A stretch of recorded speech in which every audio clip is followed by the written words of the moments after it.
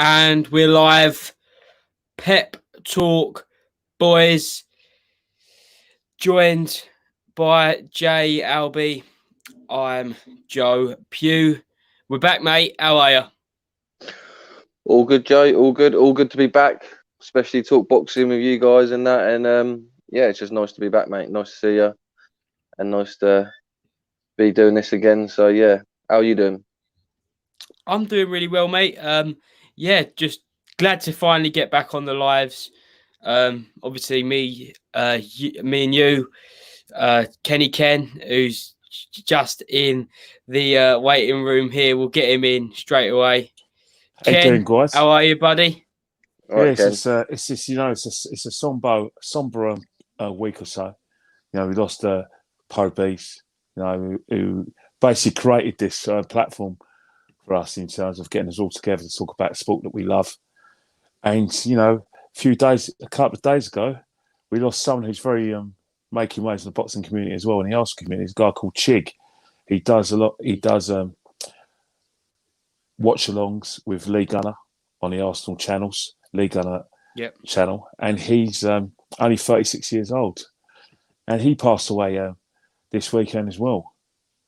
We don't have any news, but this is a massive blow to the Arsenal community, to me and myself, because I knew Chig's a good friend of mine, so I knew very well. But I want to just sort of publicly pass my condolences to Chig's family in North London, and also 100%. Pass my best wishes and love and condolences to Lee Gunner, who's very, very close to Chig, and Ola as well. Ola Arsenal, Black Scorpion, on Instagram and Twitter. They've lost particularly someone who's very, very close to them. So this has been a really bad year in terms of like losing people, unexpectedly. No long-term illnesses that we know of, but they've just been taken. And, people who are just as important to the boxing community as well as the football community. So it's been a good, bad year. But the thing that keeps you going is the fact that we've got some really, busy boxing calendar, got some really great fights. And I'm sure that's what we're going to thrash out. But I just felt it was important to just, obviously, Chig, love you loads. Wish you were here with me. But what Meek said, Pro Beez, thank you so much for everything you've done for me in terms of getting me involved in meeting both Jay and Joe and also Shez, and give me a platform to be part of in terms of like this beautiful sport that we love. Sometimes it rises up, in terms of like fighters pulling out, fighters talking a good game, but when they get hit hard, they go down and crouch in the corner and say, I don't want any more. So, it's a sport that we love and hate at times. 100% echo every one of those words. Kenny, obviously, two massive blows there. Obviously, we're all fantastic. Sorry, guys, I was just getting my Bible. My Bible is there we go. My Bible, which is my boxing Bible. The boxing Bible, about to hit the old box rec. But, I just echo every word you say there, Kenny. Two massive blows, obviously. One extremely close blow to all of us in Pro Beez last week, and we're just going to carry on for him, aren't we, Jay? Yeah, no, 100%. Yeah, sorry for your loss, Ken, and sorry for everyone who's obviously who knows Chig and that. And just going on what Joe said then, yeah, we just want to carry on for what Pro Beez done. Everyone was massive fans of him from the channel. He brought us all together.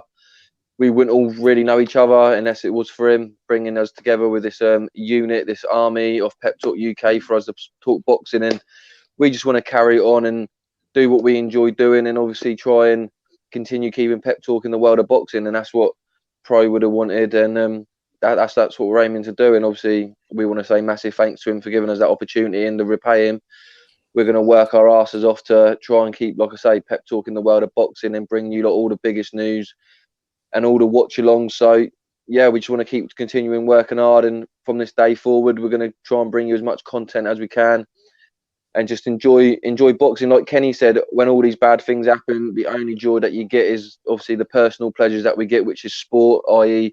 boxing, football, MMA, And that's what brings everyone together. So that's what we're going to do. And it's a massive week of boxing this week. We've got the Big DAZN show, a big show on BT, and also the BT box office, Fury Wilder 3. So yeah, lads, we've got a lot to get into. It's great to be back. Great to see you all. And yeah, let's get chatting. Let's get going. Let's get going. Let's get into the things that we love, boxing, and we'll start off. I'm sure we'll go in many tangents as ever, but make sure you like, share, subscribe. Pep Talk, boys. But we'll start off with the big one. Obviously, Fury Wilder 3, third time lucky. Meant to happen July last year, then July this year. Well, now we're in October 2021. Almost 20 months out of the ring for both fighters. Big heavyweight night. I'm sure we'll talk about the other big heavyweight night, which we haven't spoke about as a group later. But Jay, it's Tyson Fury, it's Deontay Wilder. What's your thoughts going into fight week?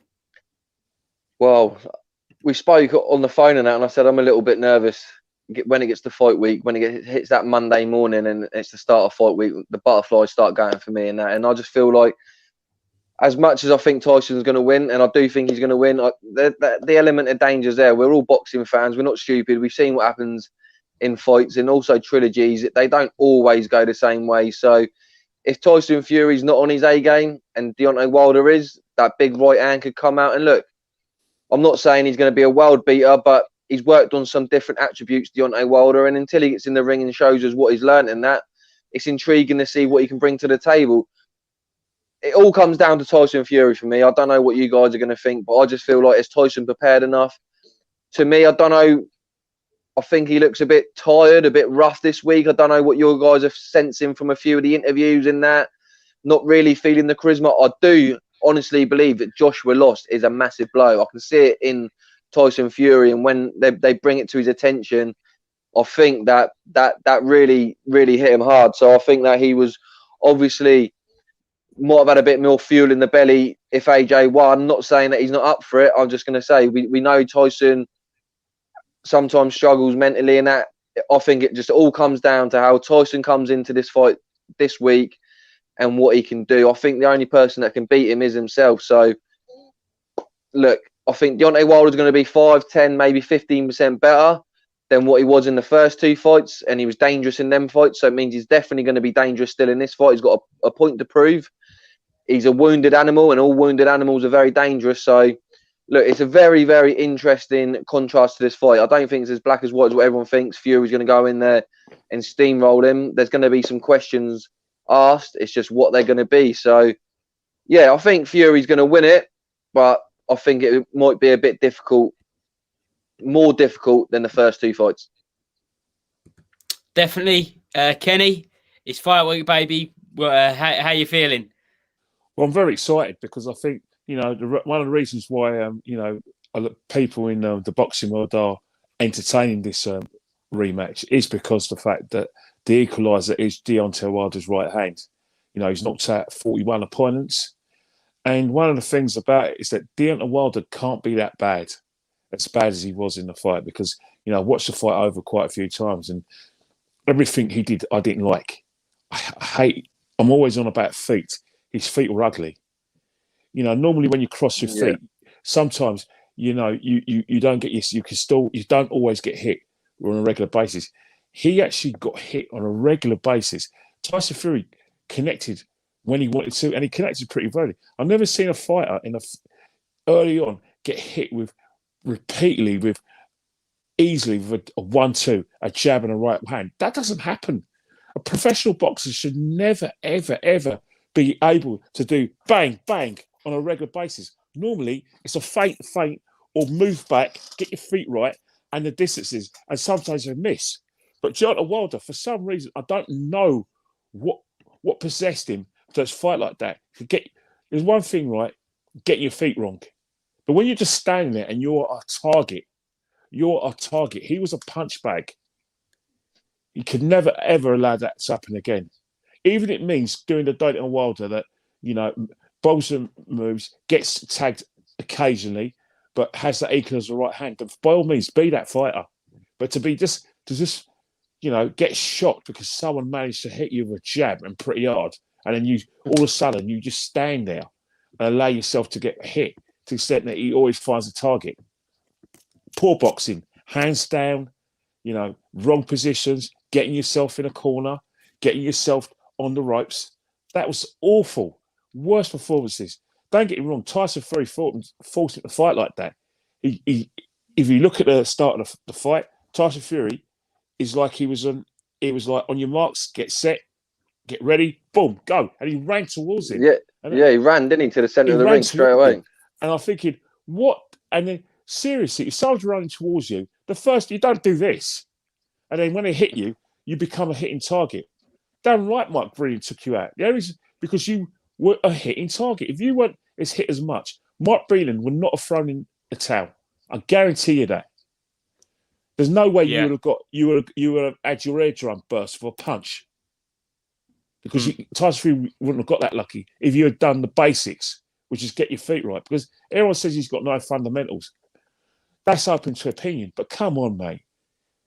That was what happened there. It's dangerous. Do you realise if a fighter hits you with more than 40% of the punches they throw, that could be death? Yeah. That's a death sentence. You saw his eardrum, didn't you, Ken? His eardrum was busted, blood was coming out. That's a dangerous sign straight away. That's a dangerous sign as well. So the thing about Deontay Wilder now, he can't be that bad. He has to get his movement right. He has to, like I said, engage with Tyson Fury, but make sure that that he's feinting, moving and using his speed and his legs, because he has got a bit of speed and he has got a bit of hand speed, because you don't knock man out and find those angles unless you've got the correct feet and you've got your correct distances and you've got the correct range. You have to be able to do something right. Do not be a sitting target, because this time the referee will count you out in the 3 rounds if you fight like that. In terms of Tyson Fury, you're 100% right, Jay. I don't care what anyone says. The fact that, he forgot that he had the,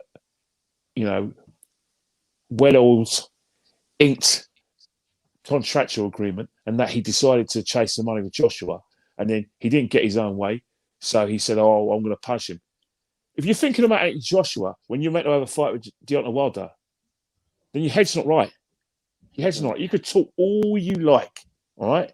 I've been watching boxing all my life, and I've seen fighters who, when you set up a fight before your opponent, you engage your current opponent, it always goes wrong.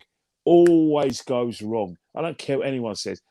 Some of these fights think this is like the FA Cup semi-finals, where Liverpool playing Everton and Man City are playing Man United, and everyone wants a Liverpool-Man United final, and they're all talking about it. Football, you could get away with that in football, just about, and sometimes it goes wrong. But in boxes, you cannot do that. You can't. Anthony Joshua, look what happened in the first Ruiz fight. He's thinking about Moneybags fight with Deontay Wilder. What happened? How that's Ruiz, all changed. Bang! Look at Usyk. Oh, we'll get to that fight anyway. Usyk fought beautifully, by the way. But again, you have to be on it mentally. Doesn't matter whether you're going to fight Tyson Fury. Talk about it by all means. But when it's in your mind, when your promoters are actually getting venues and contacting TV stations, and then all of a sudden it's off and you've got to fight the next man. It's not good. It's not a good look. It's good for... what are you thinking about his mentality this weekend? Have you seen anything from Fury, any of his interviews? What are you sensing? Well, the thing with Fury's mentality, he's quite fed up and he's angry and he wants to take his fury on Deontay Wilder, because Anthony Joshua had the temerity to lose against Usyk. All these financial plans, and I don't think it's financial for Tyson. I think what it is that it was acceptance from the British public. At the moment, Tyson Fury is very much a cult hero, and and what he wanted was what we were talking about, a world tour. Both of them. It's either him or it's either the guy from the Morecambe in Lancashire or the guy from Watford just outside London. And he was after that kind of real rivalry, and that's been taken away. And I don't think there's no way he can motivate himself for what he believes is the how do I say it? The bronze medal, the third place playoff in the World Cup. Yeah. And I don't care what anyone says. This fight is a third place playoff as far as Fury's concerned. Just like Joshua's fight with Usyk was a third place playoff. Yeah, exactly. It's like a semi-final type thing. I put a post out just before about like these two men. This is just before the AJ Usyk fight. These two men in Usyk and Deontay Wilder are standing in the way of like massive super fight, and they are banana skins on steroids, really, aren't they? And obviously the first fight, there you go, straight away. But when it comes to interviews with Tyson Fury this week, I seen two today, or heard two, and the same day, but I feel like there was two very different Tyson Furies. First one I heard was BBC Five Live with Steve Bunce, and I was really impressed with Tyson Fury, I must say. The things he was coming out with, he seemed on it. He seemed really on it, and he seemed really truthful. He was saying stuff like, I've tried to buy myself land. I've tried to I've get a shotgun license and go clay pigeon shooting. I just can't do it. I need boxing, which obviously is worrying in a few years' time when he gives up boxing. But I'm talking about the present now, and I think that shows that he's living the life now. And that's what has made me confident, because Barry Jones said on a podcast earlier this week that Tyson Fury is the old school type of fighter that will just, in between fights, stop training, kind of like a Ricky Hatton that will get on the beer. But I don't think that is Tyson Fury anymore. I think he lives it now. I've got a side to Kane, but there's concerns. I think what's happening is that there's no doubt with Tyson Fury that he is embraced, what you've said, but he's also embraced the celebrity. I think there's too many hangers on in around his camp. I think his dad, John, alluded to that. But then again, that's what happens when you base yourself in the United States. I don't think that's going to have a bearing on the fight. But one thing about Tyson Fury he's going to do, is that if I was Tyson Fury, I'll still do it the same way. Test the waters, go in there, run out and try and get him out of there. If that's because you're built like that, and see what Deontay Wilder is like. I don't see what Tyson Fury should change from what a successful formula. He's proved that he can outbox him. He's proved that he can hurt him. Whether he's going to be able to get that success that he got in the first fight is going to be something that is going to be completely up to Deontay Wilder. Again, it depends. We see Deontay Wilder, on the pads, and Bernard Coppings is so right. Pads don't. He says he didn't say it, but he might as well said pads don't hit back. Yeah. No, that is true, Ken. That is but true. Also going back to sorry, Joe, going back to what you're saying about Tyson Fury living the life. I watched an interview with his brother Shane, I think, on the Boxing Social, and their worry is that Tyson's working too much. They're trying to get him to calm down a bit, because what they're saying is that you don't want to get to fight night and then be burnt out, because they'd rather you be undertrained because you got more in the tank to get you through it than being burnt out. Like they said, obviously his daughter wasn't very well, so he had that time off, and they said he needed that, because at that point he was doing 20 rounds of sparring, body sparring, 20 rounds of like other sparring, then he would go on 10-mile runs, and they were saying he trains too much. So that's what I was trying to allude to. As he tried training too much because the camp was a bit smaller, because of obviously he had the issues with his family with his daughter. It's there. Is that? No, it's there. It's a mental thing, because you think when what's happening, right? Is that when Tyson, made his comeback, they'll say he was weighing about nearly 30, 28 stone. So as far as I'm concerned, 28 stone as far as I'm concerned, you might as well. You're basically, it's a countdown. As far as I'm concerned, it's a countdown to shortening your life expectancy if you're that big.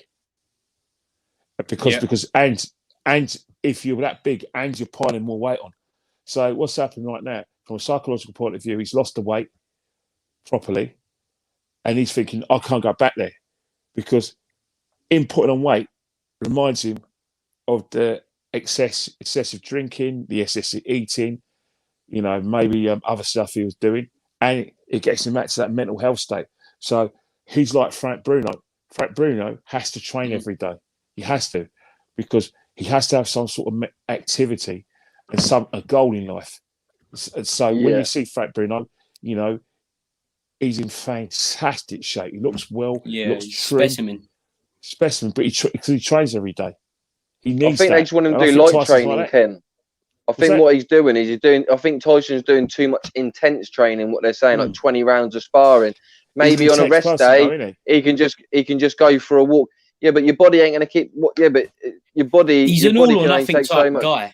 He is, but if his brother's worried, who's closest to him than anyone, then obviously you got to go on what his brother's saying, and his brother's saying he needed to calm it down a little bit. So you've got a good point, because it reminds me of Carl Frampton when he was talking about the actual regime and training camps of the McGuigans. Like, he actually felt shattered sometimes over a period of time, because McGuigan trains people really, really hard to the extent right up to fight camp, and he was saying in certain fights, especially, that there were energy issues, and you're 100% right. But I've seen so many people, right, who've trained like beasts. Especially when I've played football, around Market Road in Islington, and also done stuff for the Islington boys as well when I was younger. And when you get them in a match, they when it's come up about 60 minutes, they're gone. They've had it, because they've done so much preparation where they don't know how to rest. You know what I mean? Because do you think we saw that with AJ? Do you think we saw that? Do you think we see that with AJ? Oh, absolutely, definitely. Because AJ's first thing, I'm going to go back to the gym. It's a mental thing. It's a mental thing. And I think, you remember, AJ got into boxing primarily to keep fit. Yeah, and stay out of trouble. Yeah, but primarily to keep fit. So basically, trust me, I've been there. Everyone talks about alcohol addiction, drug addiction, and maybe a sex addiction, but no one talks about fitness addiction. No one ever talks about that. They don't talk, but it's one of the most silent addictions ever, and it's probably the most harmful addictions out there. Yeah. And I think we described two fighters who are overtraining themselves and not leaving anything in the tank. Now, whether it will harm Tyson, we don't know. But Tyson Fury is a big guy. Yeah. And the oxygen levels he'll have to use in order to get himself through that fight over 36 minutes. Because he's got to train as though he's fighting a 36-minute fight. Yeah. Then it's a big ask to get that body across that wing and last the 12 rounds, especially when you're trying that intensity.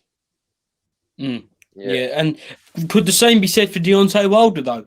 Because we've seen Wilder in the videos that has been put out with Malik Scott, and that's another big point. Will Malik Scott make a difference? But Fury's had 2.5 training camps for this fight.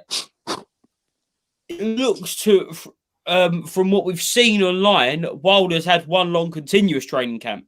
And we know he's an athlete. I can't remember who said it, but I saw it was like Tyson Fury would be rubbish at all other sports. He's just a fantastic boxer. Deontay Wilder could be great at lots of sports because he's an athlete. But could the same be said for Deontay Wilder if he has had one continuous long camp? Jay? Yeah, no, definitely. He's been working for a while. We've seen all the footage and that. So, look, he could have done. Look, he got tired wearing a suit, didn't he, on the way to the ring last time? So he's had to put some training in because obviously he wasn't very fit before the second fight. So, no, look, it's the same. Look, we said it's mine. It's the mentality of Tyson. It's the mentality of Deontay Wilder. What mentality is he going to come in with? He come up with all the excuses last time because he obviously couldn't accept the defeat. Blamed every man and his dog. Blamed the whole team of his team. Blamed Fury's team. It was ridiculous. So mentally, Deontay Wilder is going to be struggling a little bit. Like I said to you, it's going to be when they first get into that ring. But just as the ref just calls them together, and that's when Wilder's got to look across the ring and face what he's been dreading, and that's when the crunch time will be. That's why he didn't want to talk to him when they done that press conference a few months ago. It'd be interesting to see what happens at the weigh-in and the head-to-head this week. But mentally, Deontay Wilder's got a big obstacle to get across in Fury. But one thing that he should work on is his leg muscle. Because I don't know about you, he has the skinniest legs that I've seen in the heavyweight division, and that's your base that you need to when you take a big punch. Do you know what I mean? When you take a solid punch, you feel it from your feet and it goes up your body. And he isn't even light on his feet, Jay. He isn't a big mover around the ring. He's flat-footed. He's very flat-footed, and for me, that's one thing I would have worked on if I was him. I would have been doing leg days 3 or 4 days a week. I'd be working on your leg muscles, doing shadow boxing in or sparring in the sand, just something different to work his leg power, because that's what I worry about him. If you watch him in the last fight, like Ken said, he was getting knocked down with a jab. He got knocked down with a left. Was it a left hook to the body, which wasn't even really a big shot? It's as he stepped away, Fury clipped him with it, and he went down. It's yeah, that's one thing that really worries me with Wilder. His legs are really skinny, and it's just the base. Look at Canelo; he's got nice big legs. He's got a nice base. So when he's in the ring, you feel comfortable. Same with Fury. Obviously, Fury's a big guy, but he doesn't look out of proportion. When you look at Wilder, he has a big upper body, but a really skinny waist and a skinny legs. So for me, that's something I would have worked on. Remember Evander Holyfield when he went from cruiserweight to heavyweight? He had good size all over his body, and I just feel like that's a weakness 100% for Wilder is his legs. So it'd be interesting to see if he's put a bit of muscle on his legs, worked on that. But mentally is key for Wilder. When he looks in Fury's eyes and sees the man that beat him, which he still can't accept, what will happen? Will he freeze? I think he's got to go out all guns blazing. He's got nothing left to lose. Do you know what I mean? He's already been ridiculed for the excuses he's made. He's already lost, saying he was worried about.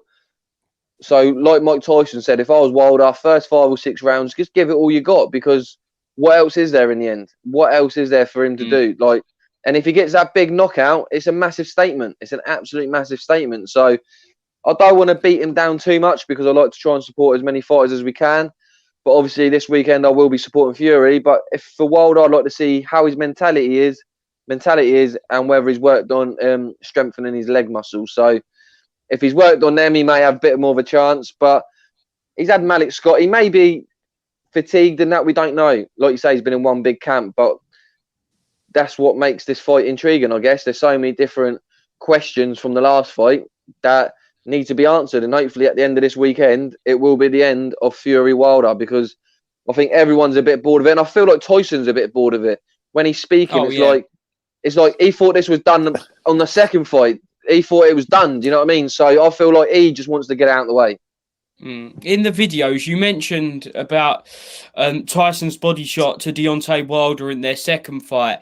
The videos we've seen come out of Deontay Wilder trailing to Malik Scott, there's a lot of work going to the body. So it's been spoken about a lot in the build-up that Wilder may go to the body of Tyson Fury. Do you think he could have success there? Obviously, it's a big target, Kenny. Well, the thing about it, right, is that,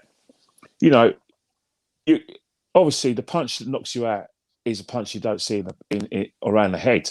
But the thing is, right, is that I don't understand with someone with phenomenal power like that doesn't use the body punches a lot, because eventually that will hurt Fury. I don't care how hard Fury shows, how many times people stamp on their bodies. It doesn't even have to be a red punch. You get it right there. You're gonna feel, and you know what I mean, and feel it, and that's what he needs to do. He needs to vary up his attacks. But I do understand why people say, let's get it down. Let him go out all out 6 rounds. I do understand that. I really expect that. But Wilder is a type of fighter, because he's got that equaliser, where if you haven't knocked him out and he's ahead of the points, he's proved that if he gets his feet right, gets those distances, gets in range, and you're in range, because whether you like it or not, doesn't matter whether you're Tyson Fury or Usyk or Canelo, fighters do tire when it comes to the championship rounds. And when you're tired, you make mistakes. Tyson Fury made mistakes in round 9, got clipped top of the head in the first fight. He made a huge mistake in round 12. Thought he was done dusted. Got caught with a punch he didn't see. So Deontay Wilder can still go by, what happened in the first fight. And if I was him, I would go by that first fight. And remember, he somehow achieved a draw because he got 2 knockdowns. Not flash knockdowns, heavy knockdowns. Yeah. And he's more than capable of doing that. So one. If he goes in, if he goes in gung ho, whack, whack, whack, whack. We've already established that when Deontay Wilder's excited and he does that, his technique goes, and the jab isn't like boom. It's like ugh, and then he goes for right hand. So he can always, all right, he will be outboxed, but he can always have certain situations where, as Jay says, body punches around the sides, maybe your jab, maybe a few uppercuts, use his left hand because he's got power in both hands. Because remember, Tyson Fury said, even the jab hurt me. So do that. Hurt him. Yes, you may lose a few rounds, but always remember, Tyson Fury will tire between 9 and 12. He have to. And that's when Deontay Wilder can use the equaliser like he did against Ortiz, which is the right hand. And that's the thing, because, it's not just a physical thing. It's a mental thing. And Tyson Fury is a big guy. Big guy. I heard he's coming in to fight nearly 280 pounds. That's nearly 20 stone. Wow. 20 That's stone. the rumour. It will definitely be in the 19 stones. Yeah. I mean, don't get wrong. We're all Tyson Fury fans. I like Tyson Fury thrashes him, but we've got to be impartial, and we have to get a pathway where we think Deontay Wilder can win. Then, the consensus opinion is that go at him gun ho. Not necessarily. Because the thing is, though, he hasn't got the footwork, has he? His feet are wrong, and he becomes a punch bag. It's over. So it has to be. I think that's the problem, Ken. Yeah. Because Mark Breland was a great coach, and he would have worked on that, and he knew he didn't have the footwork, so they kept him with a 1-2, didn't they? Well, you got a mate.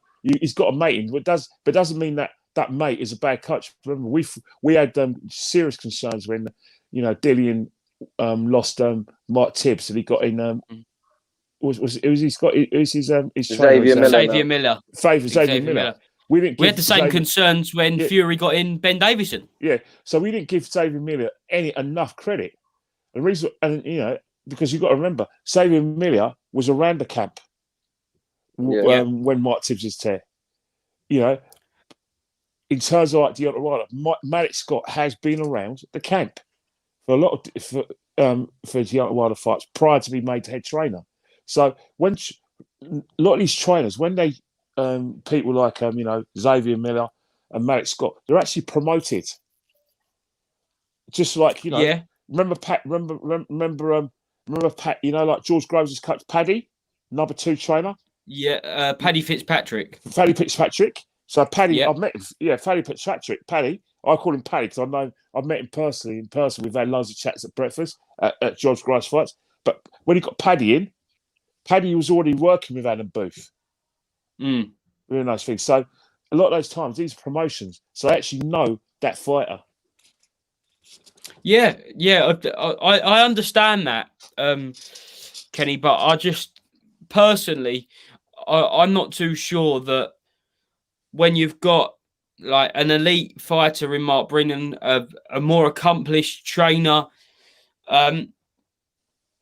it's not the fact that Malik Scott is come in, because, as you said, Xavier Miller got promoted, but they did bring in Harold Knight with Xavier Miller. So, personally, I would have liked to seen a more established second with Malik Scott. I understand that Jay Diaz is going to still be in the team in Oh, some yeah, capacity. I think Jay's more someone who's probably been with Donata Wilder a lot longer than any of his camp. Yeah, exactly. Probably more an advisor, mentor, manager, maybe. So I think he's needed for that sort of spiritual and mental aspect around fight night. Is that just a yes man though? Well, he's not going to pull him out of the corner. That's why, isn't it? That's why he's got him there, because he knows. But he figures you use yes man. But I think what's happening, right, is that people said about Davis and Chris Eubank Senior, but you know they were actually good. They had a very caring relationship with very good friends, and I think you know Deontay Wilder has that with Jay as well. They're very close friendship, and I think what's happening is that it's a life or death situation. I know it's a cliche, but it is actually life and death, especially when some fighters get, like Deontay Wilder, allowed themselves to get hit with more than 50% of the punches that are thrown.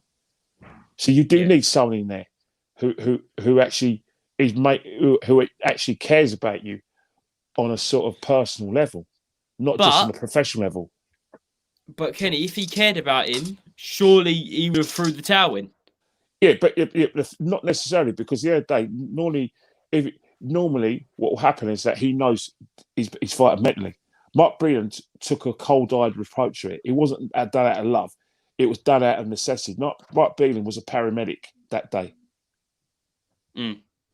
Yeah.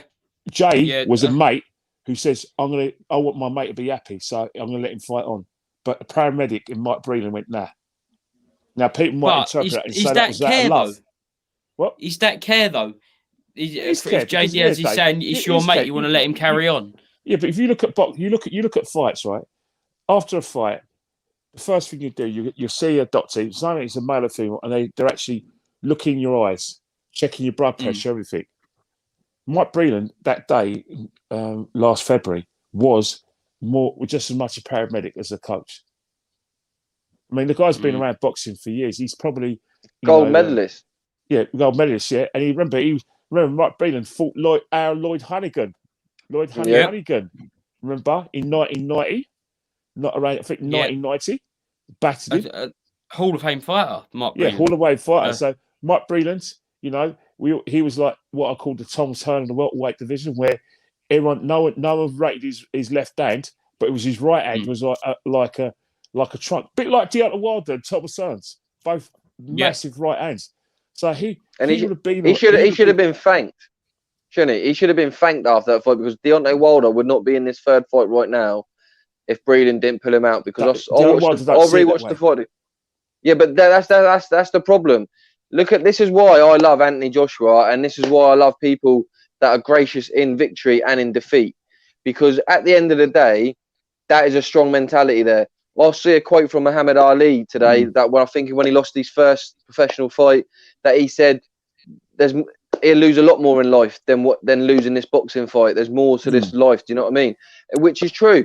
And Deontay Wilder, the biggest mistake that he done that night was not thank Tyson Fury for a great fight. You beat me today, I will train my ass off and I will come back a better fighter. Psychologically, though, Jay.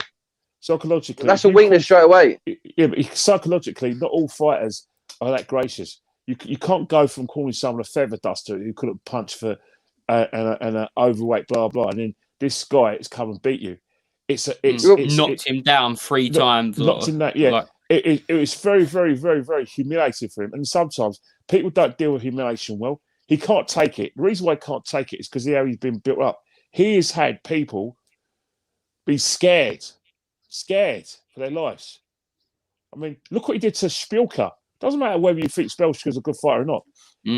Alby Harrison. He beat a fast southpaw to a right hand, and he put Spielka. Spielka didn't just go back to stretcher. He was on a stretcher afterwards. He was on a stretcher. He fell face forward. But what I'm saying is that's one attribute of his that I don't agree with. I don't think that you're saying some fighters don't do that. That there are some that ain't like that. But look at Billy Joe Saunders. People said that he wouldn't be gracious in defeat. On his first interview back, he said, "Look, I got beat by the better man. No excuses." But you know, there's different ways to go about it. I know what remember George Foreman did it. Remember Nelly in 1974, 37 years ago. George Foreman did the same thing. It took him 3 years. And before he thanked God to accept that Muhammad Ali beat him fair and square. It was the crowd were against him. That someone poisoned his water. Yeah, you know what I mean. So it's not the first time. Well, Deontay should have learned from history. He should get into the boxing history and learn, because I promise you now, it would help him a lot more. I'm not saying it as a negative. I'm just saying, like, maybe look at AJ. AJ now is going to be in camp and he's going to have a clear mind of what his goal is going to be for the next fight. Win or lose, it doesn't matter. But his mentality is, I got beat by the better man that night. I've got to work on this, work on that. For me, I feel like Deontay Wilder's just gone in survival mode. And he's just trying. Like I say, he's a wounded animal, so he's just working his ass off. But will there be a different result? We don't know. All I can say for Deontay Wilder is, if Fury runs at you again in the first 10 seconds, just hit him with a haymaker, mate. That's my best bet for Wilder, because he's going to run onto the shot. Well, he's going to have 3 seconds to think about it, because from Fury, from his corner to get to him, he's going to have 3 seconds to think about: do I go on the back foot or do I just plant on him? Like Kenny said, what he needs to do is, for a guy with a big punch, vary his jab. Kenny was right.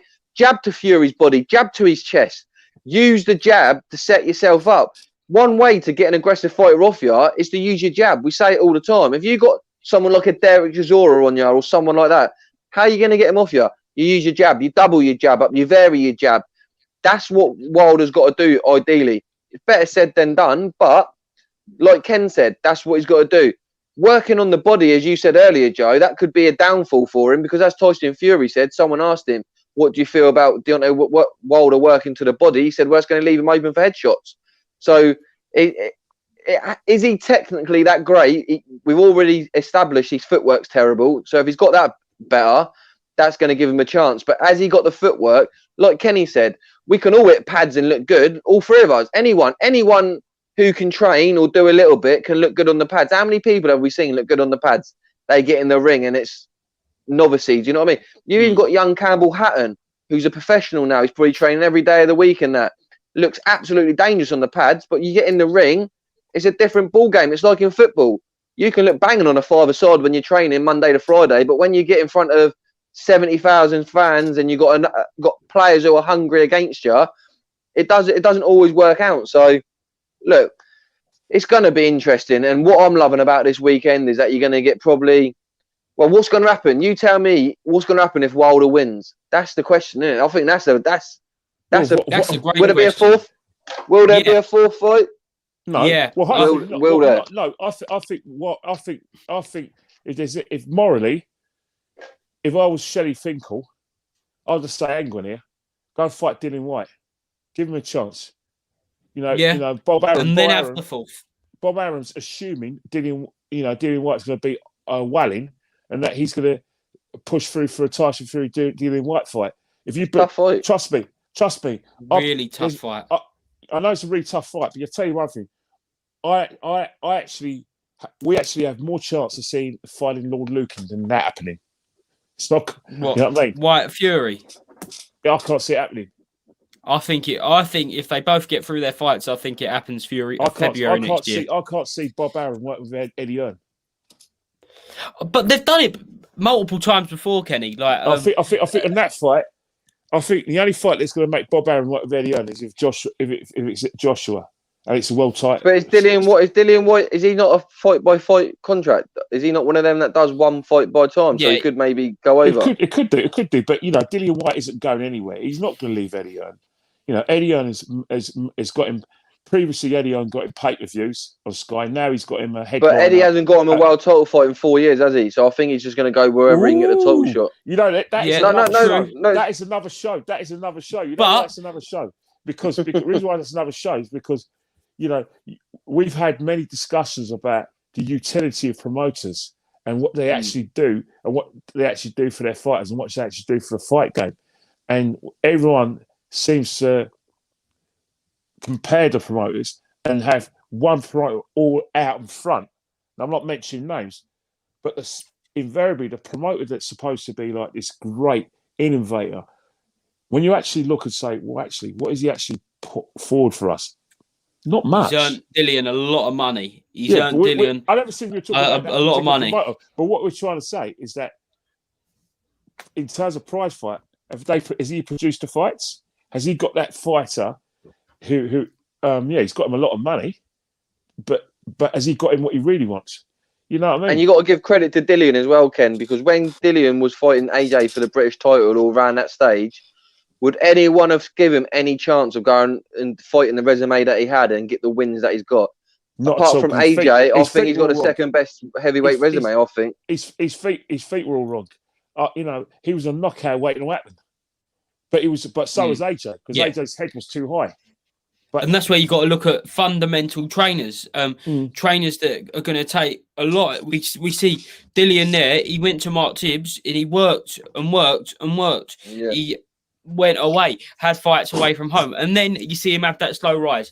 For me, it started off with Lucas Brown, because at the time, obviously, we can talk about Lucas Brown. For obviously, he fought Allen, Gallen, and now Babich. But back then, Lucas Brown was no mug at all. And then I think, what was it? I think it was the Zora first fight. After that, and then we just went fight after fight after fight, which led him to become a pay-per-view star. I disagree there, Kenny, about that it's not getting what Eddie hasn't got him what he wants, because without Eddie, would he have had the profile to build and build and build in order for him to shout for those world title fights? I think what's happened is that I think Gian Wilder ultimately got a contract with Matchroom because of his performance against Joshua. The fact that he was close to stopping Joshua in the second round. The fact that he stood there, took blows. It was also his performance in like I said, leading up to the fight, where he says, "I'm going to beat this guy. I hate this guy." Blah blah. And the 1-on-1 with Johnny Nelson. Like I said, what was it called? Toe to toe, was it? Or no? Yeah, toe to toe, Johnny. Was it? Yeah. Yeah, I can't remember what it was called, but around the table thing, the round table. Yeah, toe to toe thing with Johnny Nelson. He sold a lot of tickets. People actually obviously are going to watch AJ, but the fact that Dillian White actually he made it a sort of like Brixton versus Watford thing, and Eddie. There was that backstory, wasn't it, from when he beat him as an amateur? So yeah, it was a pay-per-view for a British title. Yeah, I know. You don't get many of them. I know. I know. And that's the thing. Me and wife went in, and actually, it was a very good build that day in December. Yeah, 2015. really good. Yeah, but staying on the subject, Dillian White has got a massive fan base in this country, and it goes through all cultures and all parts of the country. Dillian White, I think, right, when the people say Tyson Fury is a people's champion, I actually think that Dillian White could give him a run for his money for that title, because Dillian White has amassed a lot of respect because of the fact that he's taken fights, dangerous fights, and he's prevailed. And the fight that he took was dangerous, that he lost. He went and he avenged that, and he's taken another straight away fight in Welling. So the British public will probably have more. Dillian White's resume, arguably, is better than AJ's and Tyson Fury's. Oh, I wouldn't say it's better than AJ's. I say it might be better than Fury's a little bit, but I wouldn't say it's better than either. I wouldn't say it's better than either. I think Dillian White's, if you think about it, right, you got to realize this guy hasn't fought hand-picked opponents. This guy has basically he's had a treasure hunt.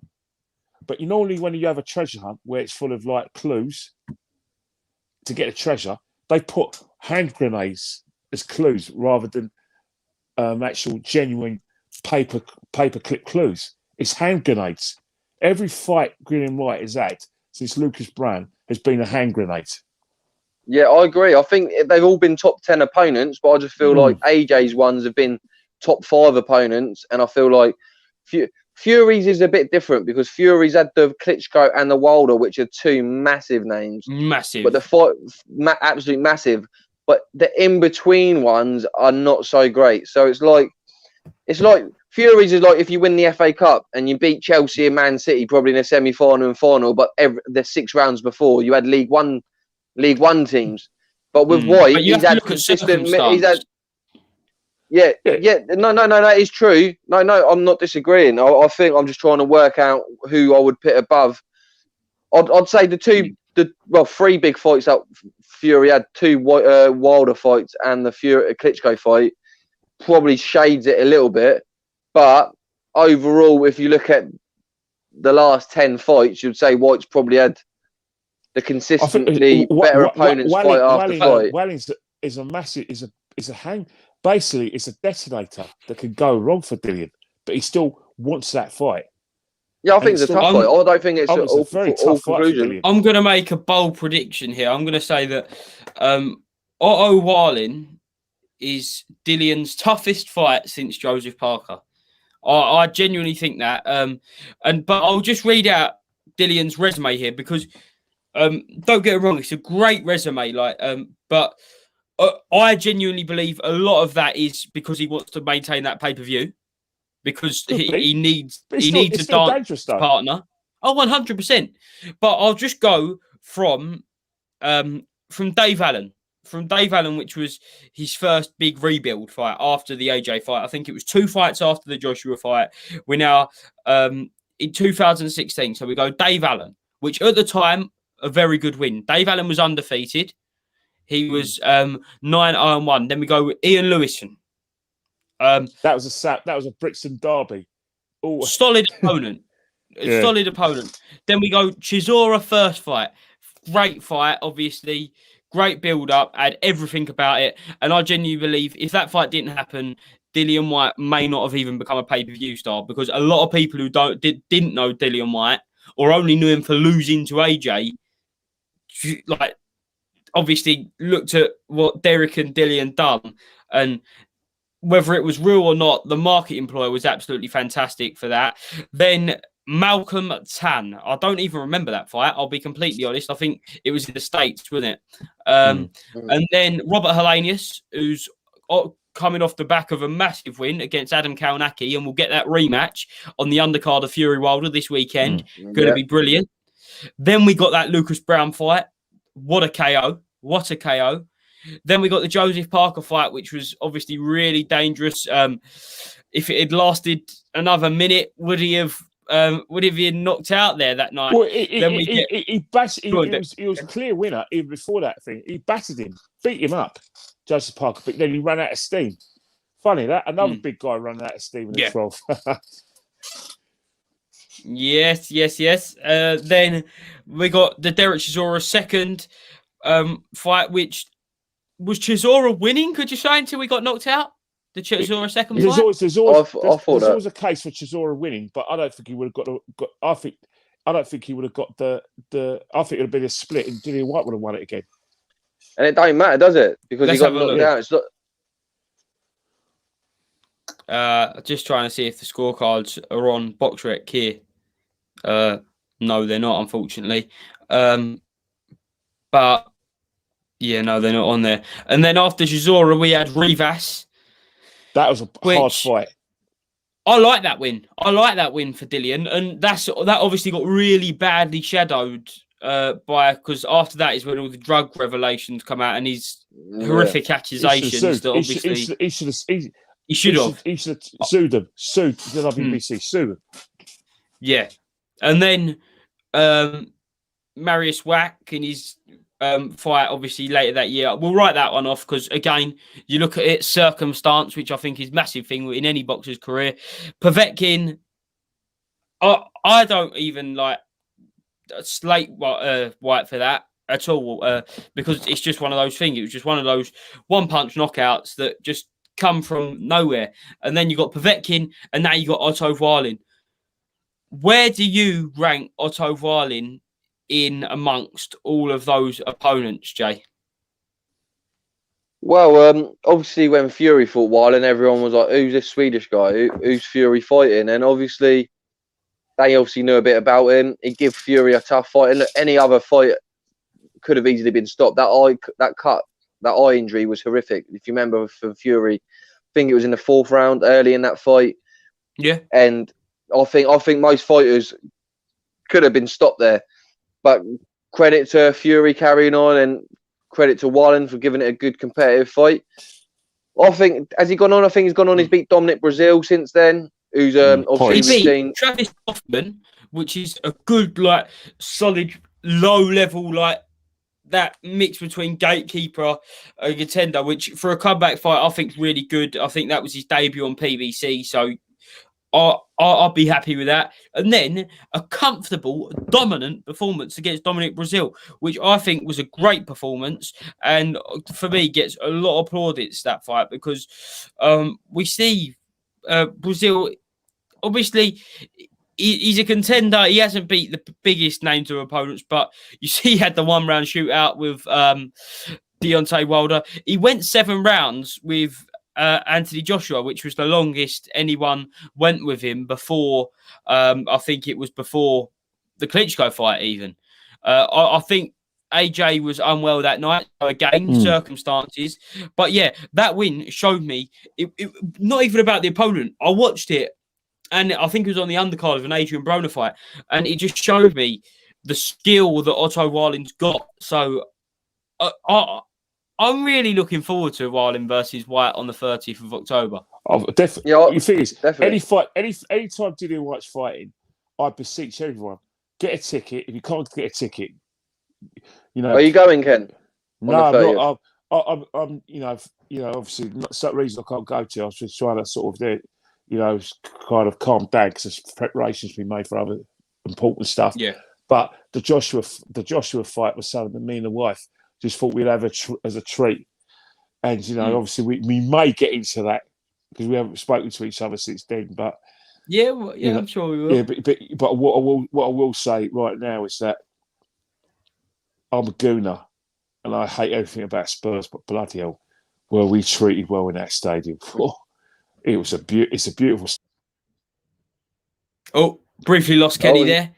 And I think Arsenal just cut Kenny off from there for saying compliments about Spurs. So yeah, they're constantly watching. Yeah. Here he is. What was that? Arsenal word you and cut you off, Kenny? Yeah, no. It's a beautiful stadium, and because I'm on the phone, sometimes it cuts off, and then it comes back a second. Well, it's a beautiful stadium, and let's not forget, I managed to get myself outside the dressing rooms. Don't ask me how I got there, but you got proof I was outside the dressing rooms, and it was like a great time for me having that kind of access. You could actually hear the Sky cameras speaking to people outside the ring, and you could hear the basically people commiserating with my guy Anthony Joshua. And you could hear a lot of Russian voices, Russian language and Ukrainian voices, because sometimes a Ukrainian voice, it's got a very distinctive accents, Ukrainians. Yeah, no. So let's get into it then. Straight away, we've had half of the heavyweight landscape forecasted. Alexander Usyk, dominant, beautiful, fantastic performance. We've got the other half. Did you guys get tickets this weekend? To fight? We didn't. Did you do watch along, or was it too raw to do watch along? Because what happened with? We didn't. Yeah. Obviously, it was the day after. It was. You know things like that, right? I had this body. Normally, I'd have all these like boxing stories, and all the things, all the gossip, and all the like things. And first person I'll give it to is I'll go to Pro Beez and send them a WhatsApp, send them a message. You know what I mean? It's like I had the scorecards. I actually had the scorecards from the Joshua Usyk fight. The first person I want to send it to and give it to Pro Beez, and we'll just have a little chat about it, and we'll have a laugh about it. Oh God, dear God, Definitely. Yeah, sad times. Obviously, it was a bad weekend. It 100% was a bad weekend. Just I just wanted obviously, Anthony Joshua to win for Beez as well. 100%, Yeah. 100%. Shame it didn't happen, but obviously they got Arsenal got the win on the Sunday for him, though, Ken, didn't they, in the North London derby? So they made up for it. Absolutely. I think, you know what, it's just that you have a great day, Arsenal win. You enjoy yourself because the boxing is an occasion. Although me and the wife, because of the traffic, we missed a couple of fights. We missed Callum Smith's knockout. Whoa, wow, know, gutted you missed that. Yeah, and we missed a controversy with Campbell Hatton. I watched it again, and I'm still struggling to understand how the referee gave him that fight, but that's another discussion. And then Arsenal win, and then you always think that something's missing there. Something's missing, especially in the boxing fights. You know what I mean? Something's, you know. yeah. Things are here to test us, but that is a massive test, you know. Yeah, no, 100%, and obviously, yeah, but there's nothing that could be said what we haven't already said through our social medias, what everyone said through their tributes, and yeah, just an absolute gutter. But obviously, we have to talk about the heavyweight division and that fight in particular, Kenny, that you was there for. And the other half of it this weekend is obviously Fury Wilder. Before we go deep dive into that, Jay and Kenny, I'll ask you both, rank those 4 heavyweights for me, starting with you, Jay. I'll go number 4, Wilder. Number 3, AJ. Number 2, Usyk. Number 1, Fury. I'll give my reasons quickly. Number 4, I'll go Wilder because I believe he only has a right hand. His technical ability is not great, but he's got the knockout power, which is great. But if you go into the other 3 fighters, I feel like they got more than one attribute to their game, so I'm going to have to pick them a bit higher than them.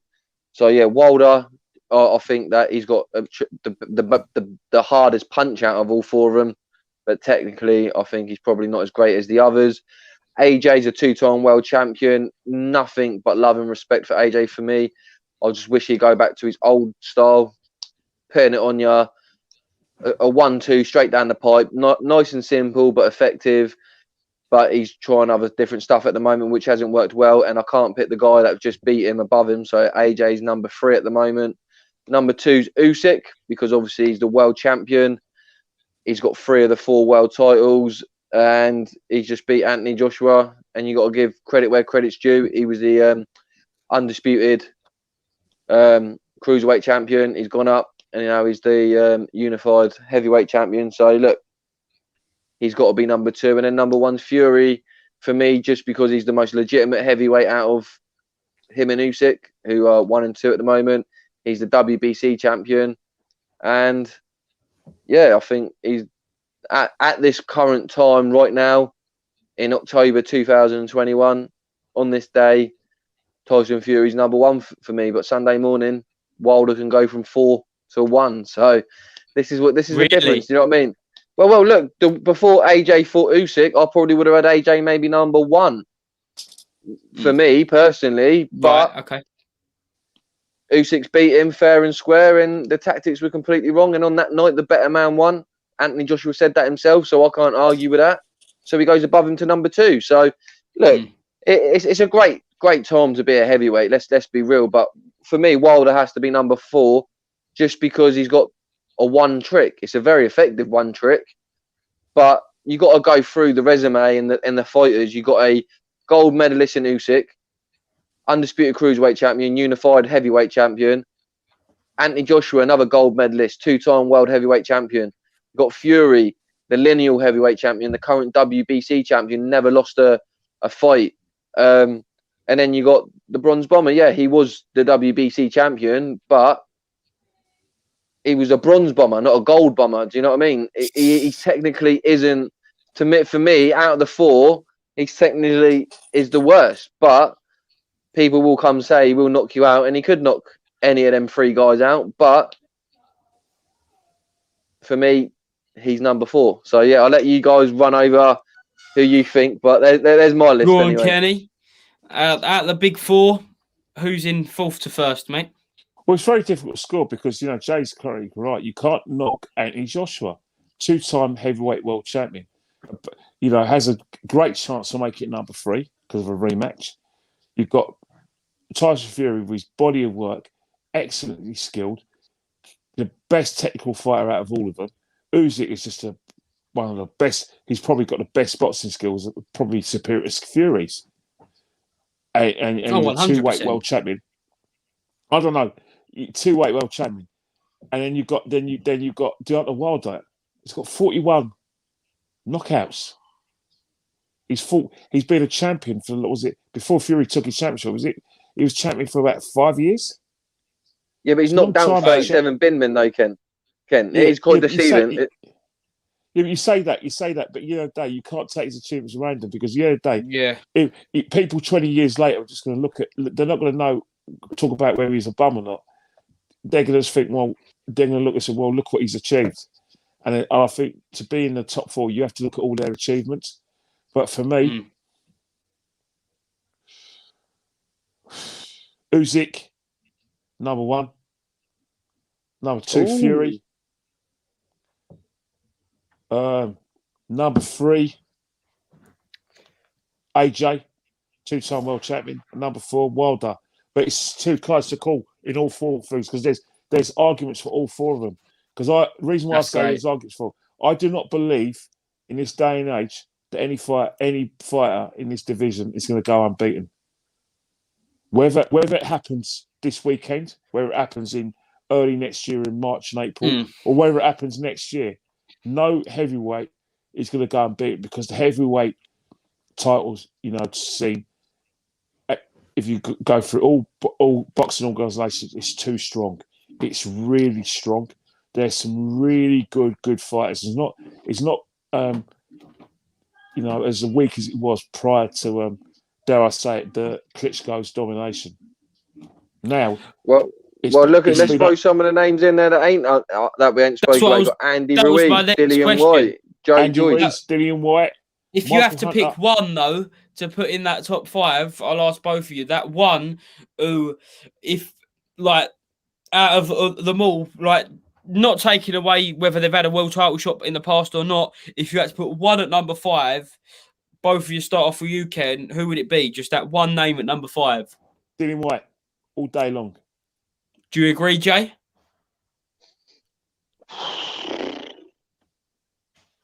I do, but I have a joint number 5. I'm going to be on the fence a little bit because I think this guy's done unbelievable. Mine would be Dillian White / Joe Joyce. I feel Joe Joyce. You know what? I forgot about the juggernaut. But then again, no, Andy Ruiz. I'm just going on momentum. I'm not sorry. I'm not going to use it. But yet again, I rate Danny Ruiz as a good fighter.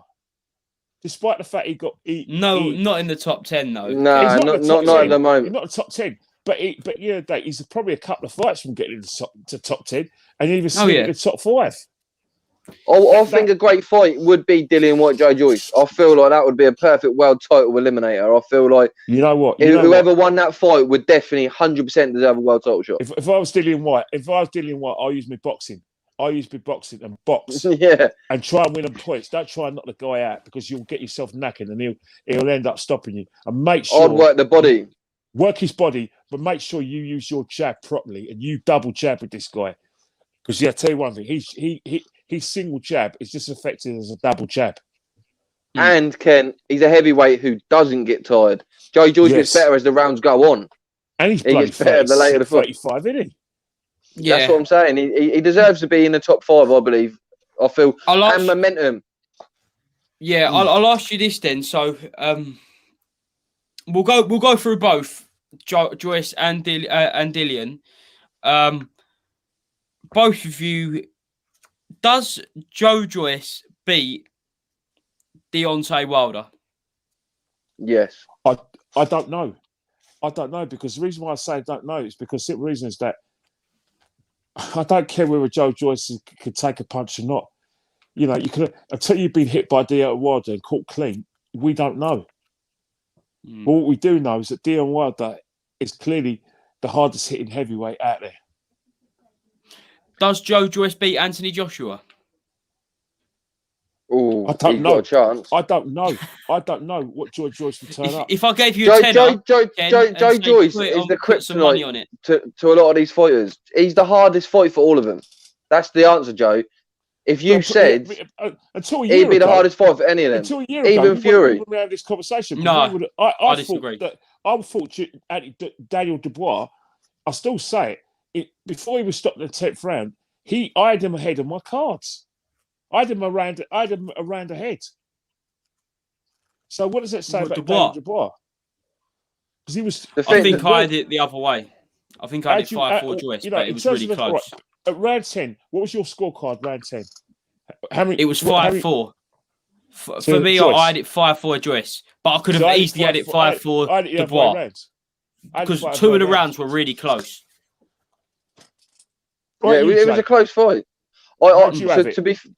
To be honest, I thought Dubois was 1 or 2 ahead. No, not Dubois, Joyce. I had Joyce 1 or 2 ahead. But you could score it either way. I personally, for that sort of fight, it's difficult for me to score because I wanted Joyce to win. So when you're watching them close rounds, naturally, I believe who you kind of want. That's a fair point. You give them the round, don't you? Yeah, that's a fair point. It's very odd. Yeah, Dave, whether we like it or not, we would like to think we're boxing experts because of our love, because of the amount of fights we watch. But we're human as well, and we do have favourite fighters. You know, everyone in this forum knows that my favourite fighter is not Tyson Fury. It's not Anthony Joshua. I have a lot of love them before, but the one I want to win. So I'm such a massive Dillian White fan. Yeah. Yeah. No. Massive. Yeah. But like, obviously, you speak gospel about him. That's completely fine. I feel like I don't want to. If you had to pick up like out of the 3 big British, White, Fury, Joshua, I'm guessing Jay, like as a fan, you'd say Joshua. Just as a person, as a massive fan. Yeah, no. Look, AJ's my number 1. Do you know what I mean? AJ's, but Fury's. No. But Fury. The thing is, the last maybe 5 years, Fury's on that level for me as well for different reasons, because his mental health side and that and all that, and his journey. I've fallen in love with the Fury's journey. Like I always speak to you about John Fury. I always say, and the more that I learn about the Furies, the more that I love the Furies. Do you know what I mean? Like I watched the DNA of the Furies the other day with John Fury and BT talking about the Gormans and the Burtons and the people that are in his family. Do you know what I mean? The fighting background. And for me, it's all about stories and that, and the storytelling that the fans get. And as I always say with the UFC, they give you a good storytell of the fighters, their backgrounds and that. And that's what I wish boxing to do more. And that's what BT have done. I think because BT work with the UFC, they kind of they're figuring out what's good with the fans. And as I say, Tyson Fury, for me, like I said to Joe, I spoke to him on the phone yesterday, and I said, I've got butterflies, man, because I want Fury to win. I don't want him not to win. I'm British, do you know what I mean? I'm English. I want him to win. It's the same as when I'm watching tennis or I watch a different sport that I don't really watch.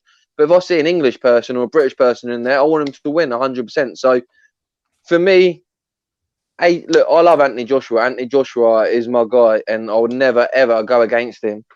But Fury, for me, is up there as well, because I just think that the guy's redemption story that he done, if you look more into detail, his mental health story, John said it about the other day, John Fury, he said when he won the world titles, he was depressed when he beat Klitschko.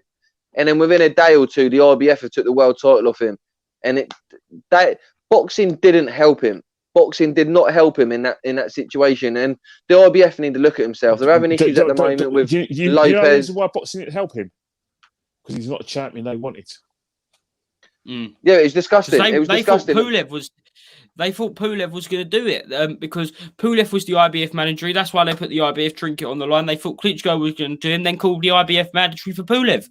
And they didn't even end up getting that until 2020. They didn't get a Pulev fight until 2020. And and that happened in 2016. Four years later. It's a joke, Joe. That's what I'm saying. All these governing bodies need to look at themselves. The IBF definitely for me, because they do the old, as we've seen Lopez and Cambosa Jr. at the moment, they're having issues. I feel like the IBF all the time, they're always they're always making it difficult, like the 90 days straight after. It is good for boxing as well, but come on, these fighters, when they go for a camp and it's a hard battle, you got to be a little bit more lenient. Sometimes I don't even like the rehydration clause either, to be honest. I don't like that they do the £10 and all that. I feel like you got to let the fighters be as fit as they possibly can. Some people will come with some pros with it. I'm just saying, for me I've personally, got a lot of pros for the IBF personally, because I just think, well, the negotiation skills is terrible. I'd say that, but maybe there are other things with weights in that. I need to look more into it, but I just feel like sometimes not letting a fighter put on more than £10 a day after a weigh-in is difficult when they've had a bad weight cut. That's all I'm saying. Don't you think it's for safety concerns? No, some of it is. No, maybe say £15 or something. I think there was a British fighter. I keep forgetting his name, and he fought someone from the Far East, and they're meant to be the same weight category, right? And then the guy, the next day after the weigh-in, was like that. He was someone from the Far East. I think you might. I don't know if I'm trying to. I'll get it later with another shows, and I'll go look for it. And the guy who was fighting his normal weight was like that. The guy from the Far East was like that. Guess how that ended? Yeah, it was dangerous. Absolutely dangerous, and that's why That's why I know you guys about fighter safety, but I've seen too many things. I've seen 100%. too many. I would last for all my life watching boxing, mate. Trust me. I'm a product of 15-round fights, 15 rounders. Hard 15-round fights. I'm a product of like seeing fighters lose their lives. Yeah, but Ken, I appreciate that, but then you got the heavyweight division when you got a guy 15 stone and a guy 19 stone. Do you know what I mean? Like, then you're arguing over a couple of pounds on a catch weight or whatever after a weigh-in. They need to do the full board. Yeah, but the thing is with these lighter weights, the lighter fighters, and because they're lighter fighters, they're fitter, which means because of their fitness, they're in terms of heavyweights, right? Punch accumulation and punch output is a lot lower when the heavier you are, regardless of whether it's 15 or 90 stone. When you're at a lighter weight, and I'm talking about lighter weights, not heavyweights, lighter weights, that the accuracy, the speed is going to be there. And that's why I have my reservations. But of course, you can't have one rule for the lighter weights and the other weights. So I suppose what I'm saying is that I do agree with what the Bulls are doing regarding fighters putting on weight after the weigh-in. I think that's because you can't have one rule for the other. But I've seen it in my own eyes with people at lighter weights when they've done that. It's dangerous. No, that's interesting what you say there, Jay. Yeah, Spencer Oliver against the Kazakh there. But that's interesting what you said, Joe, about the 14 to 19 stone. Sorry, 15 to 19 stone. Well, again, you could say it for the likes of Joshua Usyk the other day. But I do slightly disagree with you with that statement, because in the heavyweight division, whether you're 15 stone or 19 stone, the fact of the heavyweight division, there isn't a weight limit, so you're not going to be dehydrated. So the chances of being dehydrated is very, very unlikely. If you've got two, for example, lightweights making 135 pounds, and it's a big lightweight, they're going to be, one of them could be really dehydrated. And when time you get dehydration, plus the fact that it could be a really big lightweight, then that's when it becomes even more dangerous for me than a couple of stone when it gets to the bigger heavyweights, because dehydration has caused so many more injuries than difference in weight, in my opinion. No, 100%, because we all know it's the fluid around your brain and that when you're losing the weight, and that's what affects you. But maybe the fighters need to look at themselves and why they're cutting that much weight. If you're cutting 20-30 pounds to get to that weight class, maybe you shouldn't be fighting in that weight class. So 100%. I do believe that 100%. I do believe a lot of fighters go, look at Ryland Cholton, he's now gone down to 2 weights below what he was fighting, and the guy's a beast 2 weights below. And I'm thinking, wow, like, is this going to be too much of a weight class cut? I saw photos of him, his waist tiny. Look, for that size, he looks unbelievable. But look, David Day, remember David Day at cruiserweight? David at cruiserweight. Bellew at cruiserweight was, or Bellew at light heavy. Sorry, when Bellew was at light heavy, that was not good. That was not good. Awful for him. I mean, so that's what I'm saying. A lot of fighters do that. But when he fought Nathan Cleverly, for the first fight, remember in the George Groves, James the Gale, whatever you want to call it, the Gale Groves, whatever all you want to put it. They went to fight. He was a late replacement for Bramer for Cleverly, and then Tony Bellew couldn't make weight, and then a few months later they did fight when Tony Bellew made weight, but it was obvious from about round 5. I said, "What this?" I thought this is ridiculous. David Kelly, the guy's got no strength in him. The worst one for me was Adonis Stevenson when he got knocked out like that. I thought that was like really hard to watch because you just knew it was getting to that borderline danger level. But before we close up the start, we'll move back on obviously to the main fight we're wanting to speak about. If Deontay Wilder loses, does he retire, Kenny? Yes. There's nothing in there for him. There's nothing there for him. He's at an age where, motivationally wise, he's 36. What's the point? What's he want to prove? He's for a lot of people, he's held the most prestigious belt, the WBC, for 5 years. No one could take that away from him. Didn't he equal Muhammad Ali's medal as well? 10 wins on it as well. I think he's got. He's made. He's had pay-per-views, 2 pay-per-views of Tyson Fury's name, and another pay-per-view. Just go on a sunset. Sometimes, right? You could be a great fighter, but one fighter just has your number. It happens in boxing. Tony Thompson, David Price. That exactly. probably ruined his career, didn't it? I know he's on the drugs in that, but I think every day of the week Tony Thompson would have beat David Price.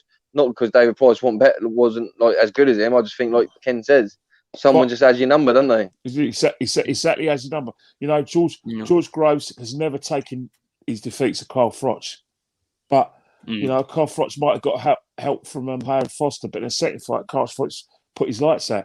James DeGale, George Groves. James DeGale's a fantastic fighter, brilliant fighter, but George Groves beat him in the amateurs and beat him in the professionals. Sometimes, you just have to. It's no good. That's your opinion, Ken. That's your opinion, mate. I thought James DeGale won that. It's funny that me and the wife were arguing with me and the wife actually hated George Groves because we thought the same thing. But then when don't say that, Joe's here, Ken. Watch what you say. Saint Groves. But afterwards, when we got to know George Groves and know his trainers, and got to watch his fights, we fell in love with George Groves.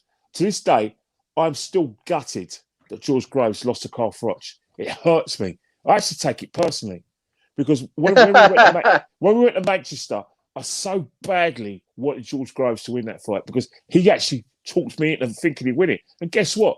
He won the fight until bloody Howard Foster came along. But Wembley, I thought Carl Froch looked a bit better and he boxed better. And I thought, and I was still waiting for George Groves to, get into it. And I think, when he hit him with that right hand, it broke my heart. I was gutted for George Groves. My wife's I think it went downhill, Ken. When he come out in a double decker, I thought, this ain't gonna end well.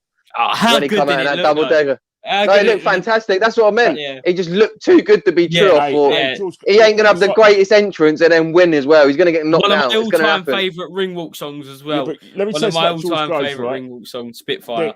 George Groves' ring music, Spitfire by Prodigy. Prodigy, what a tune! Has to be up there. Oh wow, 100%. I just knew it was going to go that. I just knew that he wasn't going to get everything. He wasn't going to have the best ring walk and then get the win. I thought he's going to get egg on his face here. He's going to get the old double decker and then get. I still think James DeGale, regardless of whether George Groves thinks James DeGale didn't earn as much money as him was better. James DeGale's resume is better than George's. Sorry, George. I love you to bits. You are my favourite. Always a big favourite. I don't know, Kenny. But James DeGale. 2-time world champion. Is a 2-time world champion, and the thing about James DeGale is that he's basically had a dinner after he left Frank Warren and after he lost to George Groves when he was people weren't touching him. James DeGale was fighting in shopping centres. Let's not forget that. To come from fighting in shopping centres on Channel 5 to get yourself Blue Water, wasn't it? Yeah, Blue Water, and then to get yourself on the undercard of the Froch fight, and then from getting yourself in the undercard the French fight to get yourself to those big fights on the Al Heyman, hold the title for 2 years, then lose it and regain it, and then realise that George Groves wasn't coming to the party. I think that James DeGale does not get enough credit for his achievements because I agree. Him and George Groves are a credit to Dale Youth in Ladbroke both. Both of them can easily say that they both had better records. I'll never agree with it. George Groves always say I've earned more money, and I feel that you're saying. But James DeGale, won bigger fights than you, George. I love you to bits, and he's a 2-weight world champion. I think the Eubank Junior was a sleeper. I think that's a great win for George Groves. I must admit, I think that was a fantastic win for George Groves, and a fight that DeGale lost. I know it was the end of his career. DeGale fought for money that time. Do you think? That was a money fight. I think he box office. Yeah, and his injuries and that. I think he should have called it a day. Chris Eubank Jr. wanted it more. It more. One of my favourite memories in all of boxing is when Groves beat Chudinov, because that was just. Personally, that should have been on its own bill. That should have headlined its own bill. That shouldn't have been on the undercard of a Kell Brook bill. Yeah. I know it was at Bramwell Lane and it was in a stadium. But George, I wanted it headlining. Thing with George, in terms of like trying to sell himself to the British public and getting on headlines, the only way was last chance saloon, wasn't it? Yeah, the only way was Dan. And once you're knocked out at Wembley, after he lost to Charles Fox. Remember, he lost to Badu Jack as well. Really close fight, that though. Really close. Yeah, but the right was that when Badu Jack put him down in the first round, it was always going to be an uphill task for me. Yeah. For him to get a fight. Remember, Badu Jack had a great fight with James DeGale. That was a draw. I thought James DeGale won it. Yeah, I thought he won that. I don't. Over the point. I think that is one of the rarities where I think that was a fair draw. If didn't get that knockdown, he would have lost by 2 rounds. It's a tough one. And DeGale beat Butte, didn't he? Beat Butte, who was a high before Frotch beat him. Before Butte beat it. Beat Darrell as well. Darrell. Yeah, Darrell, good fighter. What a crazy tangent. We've gone on from whether Deontay Wilder should retire if he loses to George Groves, who's got the better resume, George Groves versus James DeGale. That's what tangent. That's what the public love us. Exactly.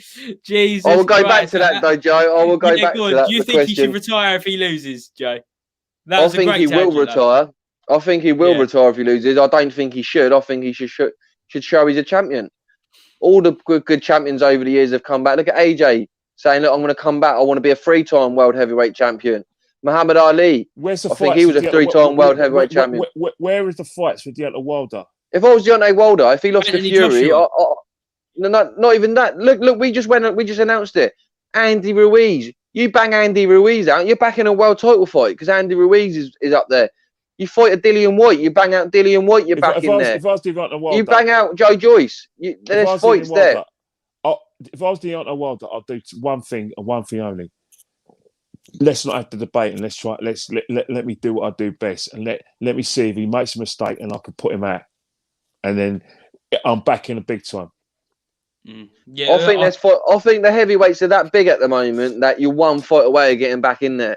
Because as I said, you got a Joseph Parker, Andy Ruiz, Joe Joyce, Dillian White. There's 4 fighters there. If you fought any of them after, you're up there. What if Derek Chisora beats Joseph Parker in a rematch? The thing with Del Boy, trilogy. Yeah, there will be a trilogy there.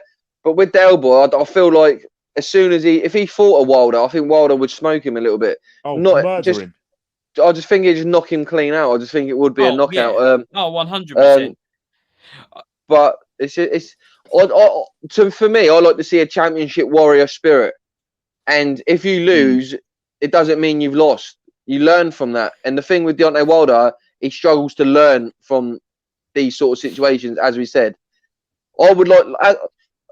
people might say retire, but I would like him to come back. Imagine if Deontay Wilder come back, he lost to Fury this weekend, and he come back and he went on to say he fought, I don't know, Andy Ruiz, knocked him out, then knocked Dillian White out, then Usyk, then knocked out someone like an Usyk or someone like that. You would say this guy's back in there.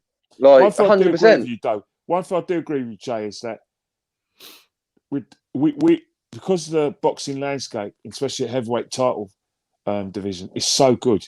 We can't afford to Yeah. lose any fighters. Deontay Wilder will be a massive loss because he's part of that. 100%. He's still part of that. He's still part of that kind of conversation. Elite bracket. Yeah, because that conversation is like, we Joseph Parker, good fighter, proper former world champion.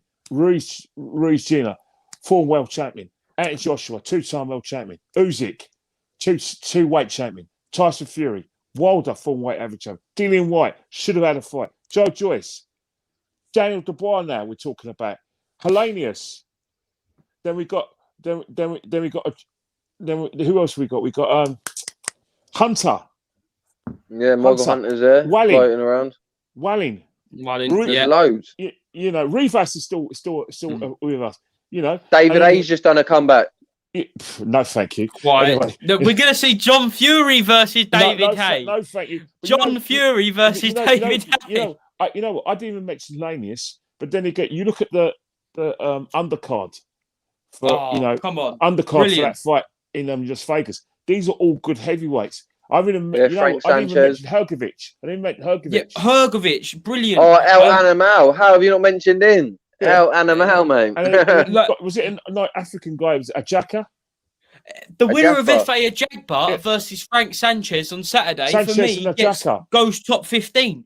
So what I'm trying to say, right? Yeah. Is that what I'm trying to say? I think Dubois should fight the winner of that. Yeah. And Nathan Gorman's changed trainers, isn't he? And he's gone with Wasserman, hasn't he? And then what about Hughie Fury? We spoke about him. Yeah. Great. Yeah. So I think. So what I'm trying to say is that we've got some really good fights to look forward to, and I would like Deontay Wilder, right? Yeah, I want Deontay Wilder, as far as I'm concerned, right, to stay along because it's not funny, right? I know it's for my own enjoyment, but the heavyweight title scene in the heavyweight division, in terms of like all four main governing bodies, they've got to be licking their lips up. I'll tell you one thing: if you're a fight fan around the world and you've got these fights, either get up for them and make sure you're watching them, or get a ticket because you're going to like the heavyweight title scene is back where it belongs, mate. It is we call it the Blue Ribbons division for a reason. Yeah. Previously, we lost all of that, where we were more obsessed with Floyd Mayweather, more obsessed with La Hoya, Hopkins, and then there was a period in the 90s when we were more obsessed with the silver middleweights, Ben Eubank, Watson, fighters like that, and Kazagi, Froch. Then it was Groves and, like De Gaulle. The heavyweight division is back, baby. It's back. Brilliant. And that is a great way to finish it. It's the start of fight week. Tonight we've got the grand arrivals. I think it's 1 a.m. Get a stream for that. I'll look forward to that. I'll be watching that in the morning though. And then we've got fight week. Make sure you subscribe to the Pep Talk Boys, and we'll be back on Thursday. We're going to be doing a rewatch along of the first two Fury Wilder fights. We've got a double watch along. We've got a triple watch along Saturday.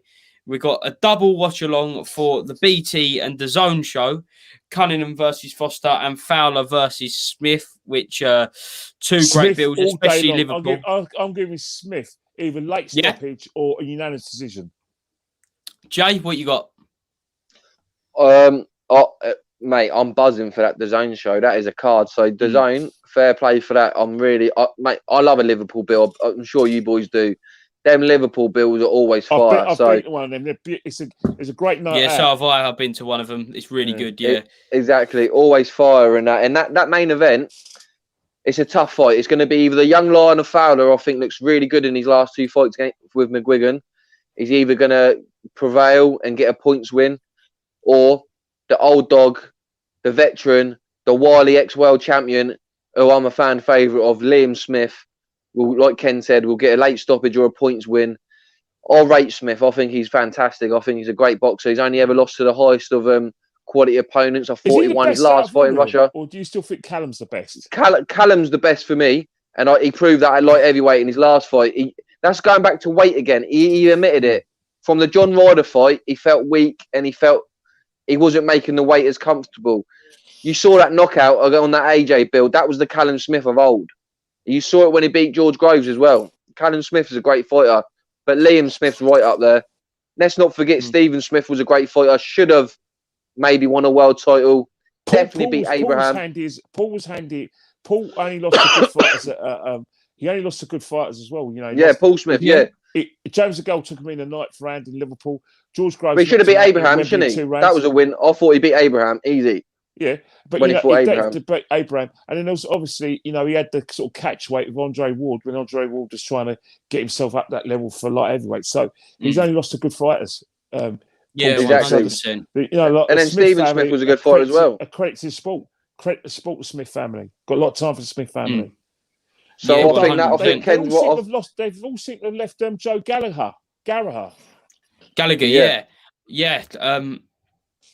I don't think there's any bad blood there. I spoke to Joe Gallagher a couple of weeks ago, and I think I said to him, will we ever get to a position where we see Callum Johnson versus Callum Smith at the light heavyweight division? He said that fight will never, ever happen.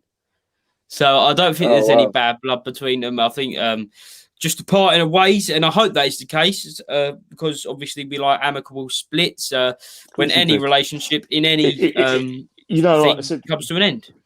We're trying to have a clean environment and a good sport to promote to young people. We don't want to hear this nonsense, silliness. At the end of the day, money talks, and at the end of the day, you don't get into long-term contracts with anyone in boxing because you never know, you could fall out, and because you're contracted to that person, you have to stay someone you fall out with. George Groves' documentary last year, he didn't know how to. He clearly fell out with Paddy Fitzpatrick, but maybe they're contracted one fight, and maybe he didn't like confrontation.